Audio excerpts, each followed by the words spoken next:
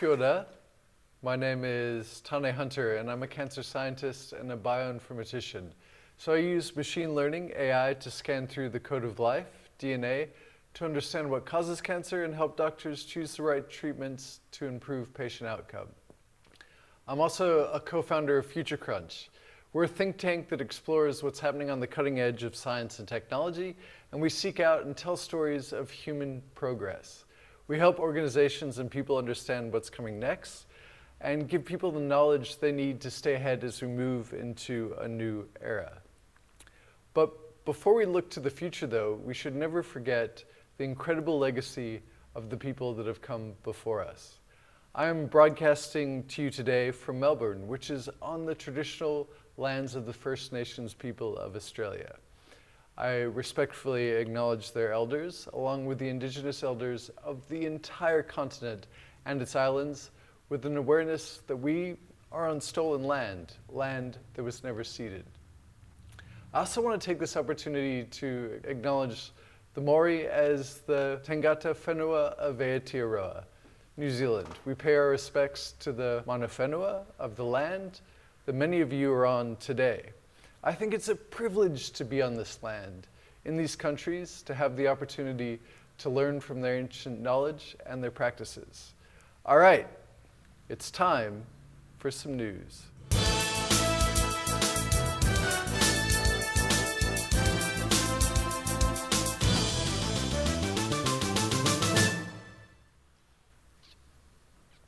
Five, 4, 3, 2, 1, ignition. We got liftoff.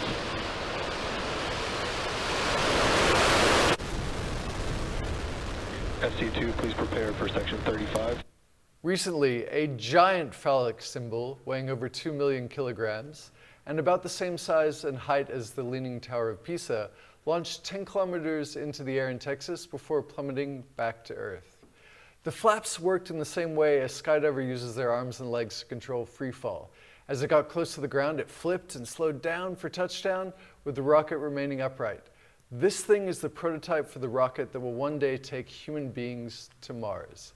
Speaking of Mars, you probably heard about the rover Perseverance and its little drone Ingenuity, which just performed the first ever flight in the skies of a world beyond our own.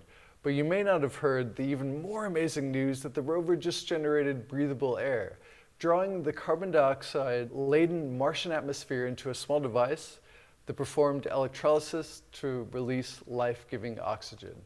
Back here on planet Earth, some electrifying news. Audi and Mercedes-Benz have announced that they're stopping the development of any new combustion engines. General Motors said it would stop selling petrol-powered cars by 2035. Volvo says it will stop by 2030, Jaguar by 2025, and the really big one, Ford, one of the biggest car makers in the world, says it will sell only electric vehicles in Europe from 2030. Perhaps it's no surprise then that Shell, Europe's biggest producer of dinosaur juice, just recently admitted that the world has already reached peak oil, and its analysts now expect global production to drop by 2% per year, the clearest signal yet that we've reached the beginning of the end of the fossil fuel era. And maybe the beginning of the end of driving too. In the Pinqing district of Shenzhen, you can now book a driverless car to take you anywhere in the suburb without seeing another human being. In Long Island, New York, the world's first commercially available 3D printed house just went on sale. It's got 3 bedrooms, 2 bathrooms, a garage, and it's half the price of comparable houses in the same area. Great news for us millennials. Looks like we might not have to give up that avocado and toast after all. Meanwhile, Beyond Meats has signed an agreement with McDonald's, the largest fast food company in the world, to supply them with its plant-based burger, which is indistinguishable from real beef. And in Israel, a startup called Aleph Farms has unveiled the world's first lab-grown ribeye steak, printed by a machine rather than cut off from an animal. Same texture, same taste, without the cruelty. I can now report that cows everywhere are utterly over the moon. Seriously though, imagine if our news looked like this. But news doesn't look like this. As we all know, what sells are stories of death and destruction. They sell better than stories of human progress. Now, I'm not saying that the world is a perfect place. Many things are going wrong for humanity. We are, after all, living through a once-in-a-100-year global pandemic, and we face many other challenges too, from rising geopolitical tensions to a warming planet. But you have to be able to hold two ideas in your head at once. The world is getting better, and the world is not yet good enough. The good news is that you can change the way that you consume information. You can tune your information diet to a more balanced and more nuanced blend of knowledge. 7 years ago, I was a media junkie, and as a result, I was feeling pretty bad about the fate of the planet. Inequality, economic collapse, environmental destruction, terrorism, lions and tigers and bears, oh my. Then I made an active choice to change the stories that flashed across my screen. Instead of stories of doom, I chose stories that provided solutions rather than problems. And the good news is, you can do it too. You can tune your information diet, your narrative nosh, to give you knowledge that feeds you, that nourishes you. And of course, as a nerd, I also sought out plenty of stories that revolved around science. And this is what my news feed looks like today. Physicists' hearts are beating a little faster with news from the Large Hadron Collider that they may have just discovered a brand new set of particles. They're still waiting for confirmation, but if it's true, it's the first evidence in decades that there's a larger picture beyond the standard model of physics, essentially upending everything that we know about the fundamental makeup of the universe. Now to what's upending pop music. An artificial intelligence algorithm just learned how to create new Amy Winehouse songs after being trained on her entire back catalog. Here we go. Have a listen. Well, you know, I got no idea. I got nothing to say. It's all wrong. And I like to get on going. Trouble is showing with this song.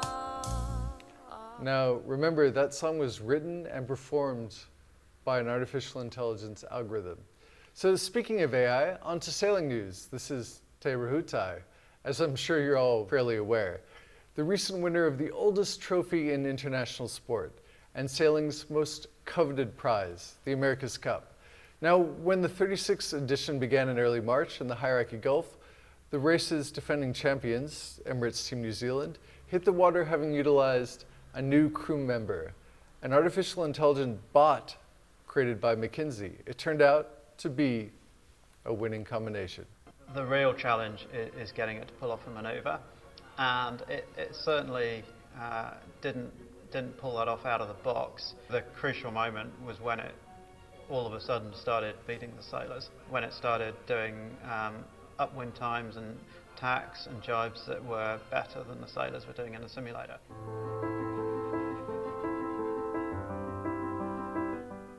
So as the bot's performance got close to the sailors, as athletes and as competitive people, wanted to ensure that there was nothing to learn from the bot, or if there was anything to learn from the bot, to further their performance, because they want to be the best and they don't want to be beaten by a computer. You know, compare what you're doing with the bot is, you know, where we see the performance gains. You know, it's something that was, you know, really cool when McKinsey came in, as they, you know, really challenged us and gave us a lot of new ideas and, you know, ways of solving solutions that we probably perhaps hadn't thought about before.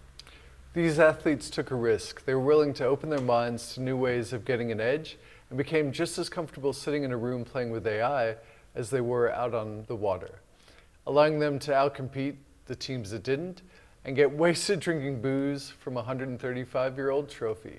So in other drunken sailor news, Roger Hunter, aka my dad, made the front page of the New Zealand Herald for his colorful language and this video.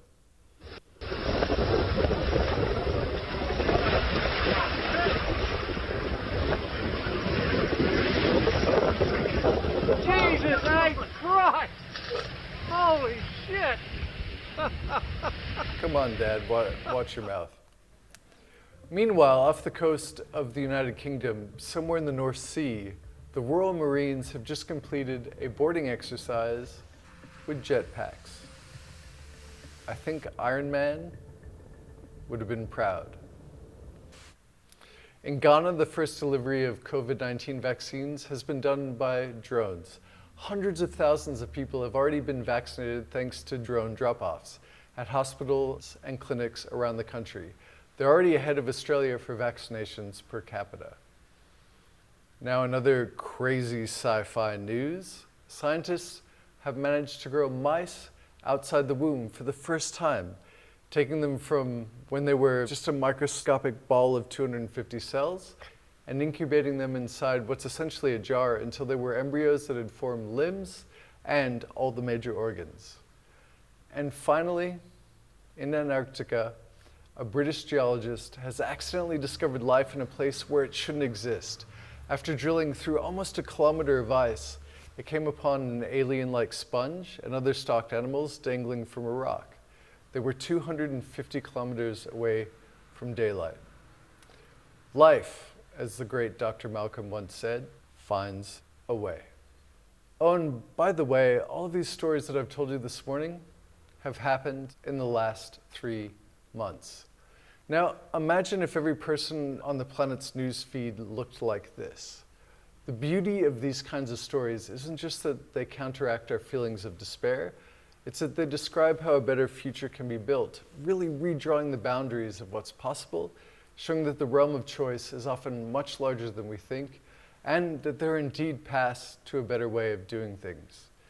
Human beings were the most social creatures on the planet, and we're exquisitely tuned to narrative.